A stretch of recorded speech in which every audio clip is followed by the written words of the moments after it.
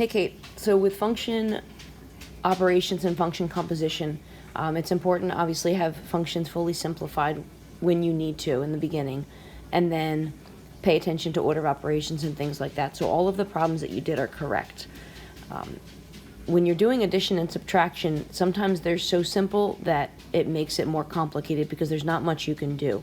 If there's like terms, you can combine them, but if there's not, then you're literally just writing it as an addition and a subtraction problem.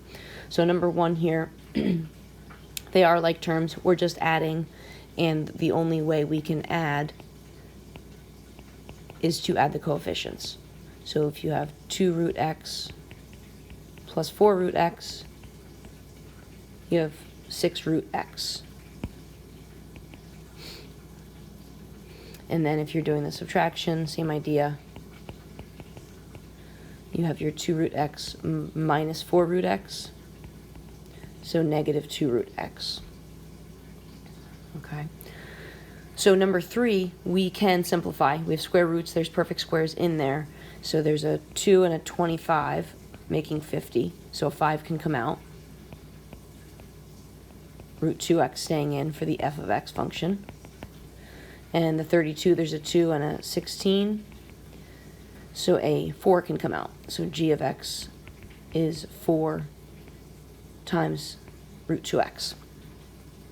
So then, like number 1, if we add them and then subtract them, the addition is 5 root 2x minus, or 5 root 2x plus 4 root 2x. Because the radicals are the same, we can add the coefficients and get 9 root 2x. And the subtraction is 5 minus 4, so we get 1 root 2x. Okay? When we get into composition, when I talk about this for the first time when I'm teaching it, I refer to everything about the function as having kind of a shell. A function is based off of operations and an input. And most commonly, our input is written as x. But when you're doing compositions, the input is whatever is inside of those parentheses. So the f of g of x is saying take the shell of f, take the operations of f, and put g inside of it.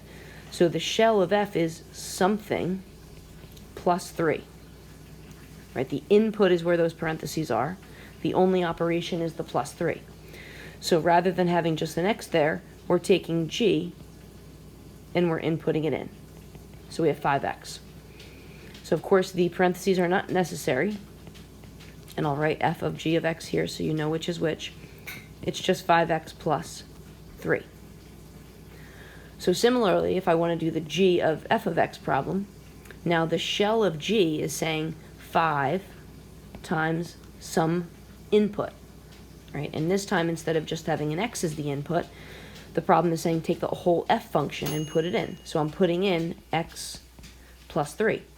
And now I just have to distribute. So g of f of x is 5x plus 15. Okay?